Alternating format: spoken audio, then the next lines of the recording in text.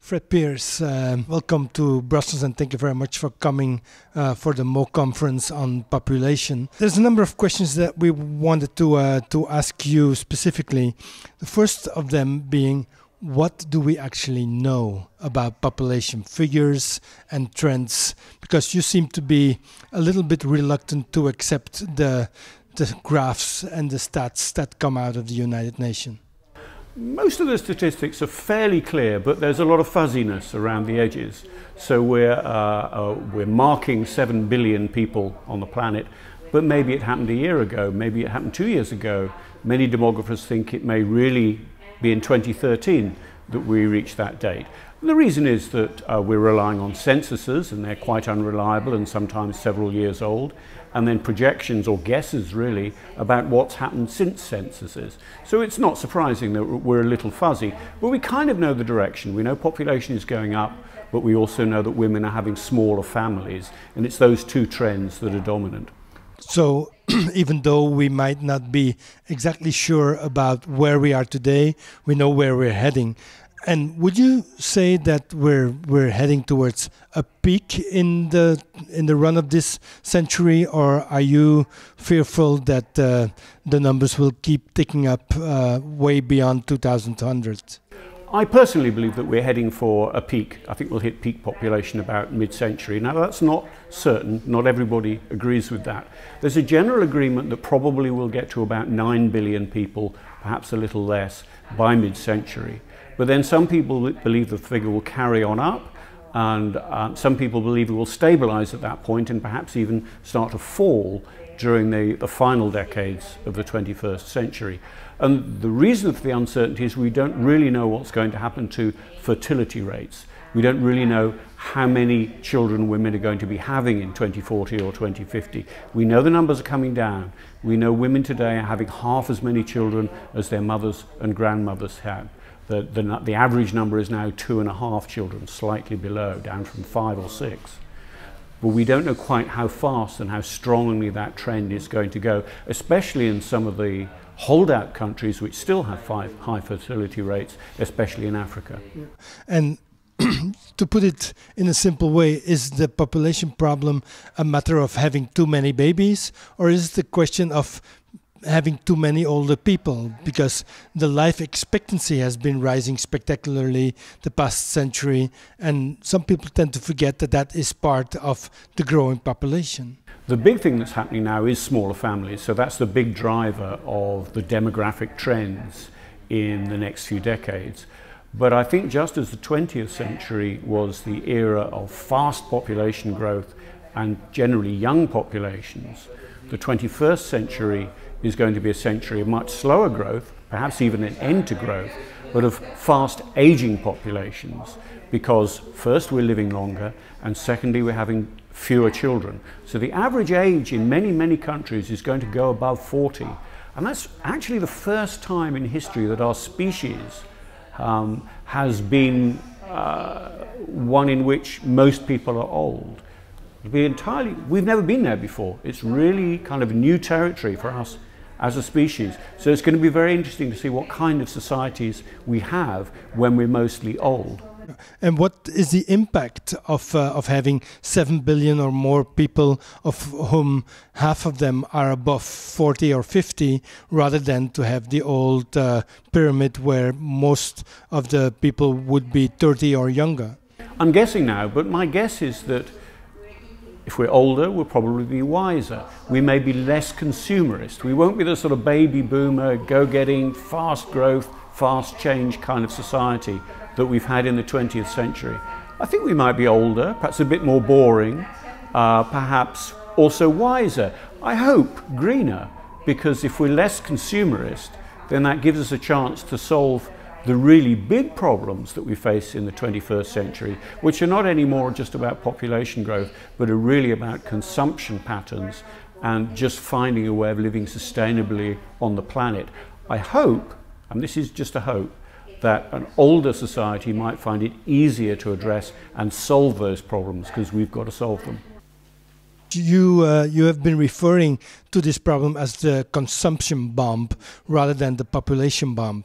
Does that mean that for you, solving climate crisis, for instance, is basically a question of changing our consumption attitudes and ways of living? Yes, I think it is. Population growth is mostly now in poor countries with very small carbon footprints, very small ecological footprints of all sorts on the planet. It's the big, high-consuming countries that are the real drivers, especially of climate change. So we've got to do something about that.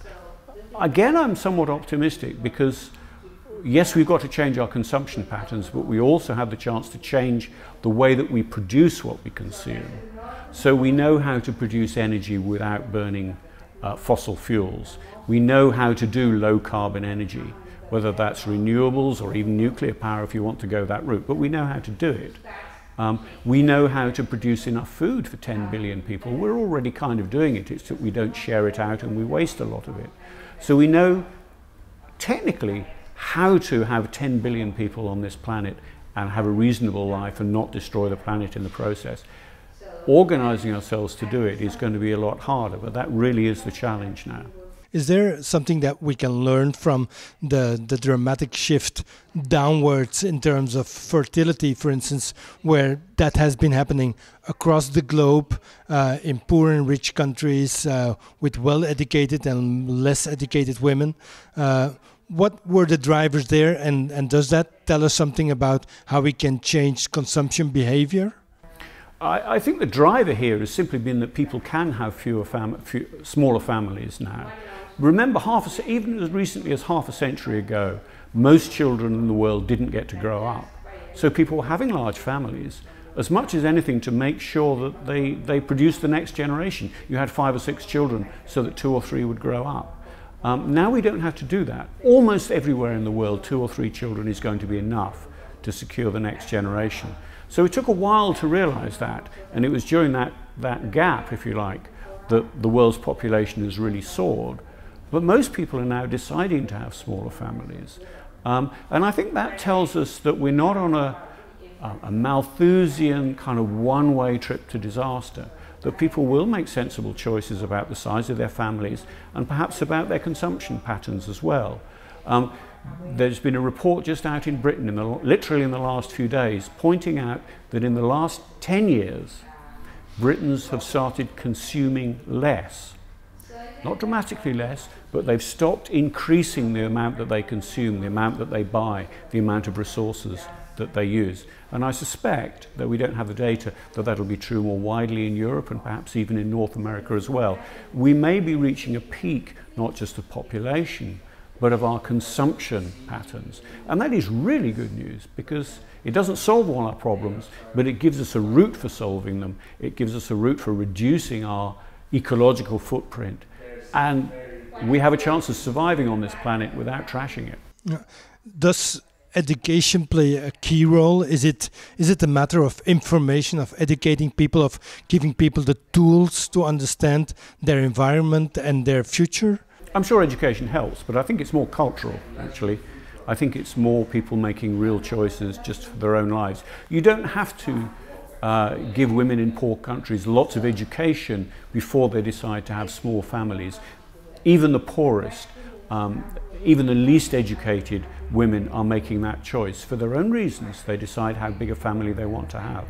So education helps, information helps, but I think these are cultural drivers. And that's what gives me more confidence that they're going to work, because they're universal.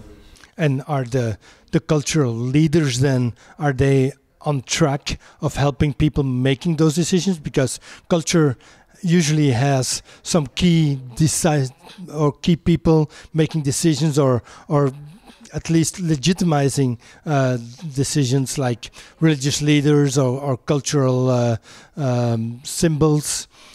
Are they helping people to go in the right direction in terms of population, in terms of consumption? I don't think they're leading in that sense. I don't think people are doing. I think the so-called leaders are often the followers. They're the people who spot the cultural trends and respond to them and reflect them in their own lives. I think people making choices themselves. Who knows why? It may be that a woman sitting in a village in Bangladesh is deciding to have a small family because she's watching American soap operas and seeing what a great life you can have as a woman, if you have a small family. You can get on and do other things with your life. You don't have to spend all your time at home looking after children. So the cultural dimensions, that's not about top down. I think that's much more kind of democratic as well as demographic.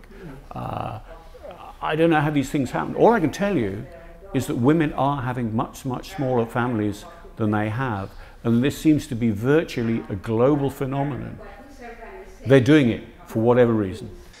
Just to wrap up, one of the most striking figures in that regard is the evolution in Iran, where the fertility of every woman has dropped in a dramatic way, even though the whole regime, one could say, is more geared up to reproducing and to a very conservative understanding of culture. Well, parts of the regime. The Iranian regime is always more complex than it seems. The leaders, the mullahs and Ahmadinejad and all those guys are, yes, saying we need more people.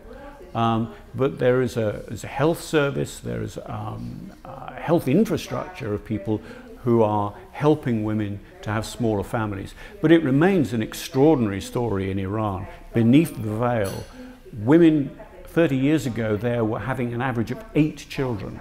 They're now having an average of less than 2. It's an extraordinary revolution that's gone on in a country where you would expect that it would be very difficult to make progress, that those mullahs and the sort of patriarchy of the society might prevent them having smaller families, and yet they're doing it. It's remarkable how general a trend this is, and while it's not all signed and sealed, there may be surprises ahead in this population story. My hunch is that we're headed for peak population. Yeah, and that is thanks to women, and men cannot stop that evolution. I think many men are helping, but ultimately it's down to women. It's remarkable, I think, not just women, it's the women of the poor world. These are the heroes. 30 years ago, we were talking about the women of the poor world as being the overbreeders, as being the villains of the population story. It turns out they really are the heroes. Yeah. Thank you very much. Pleasure.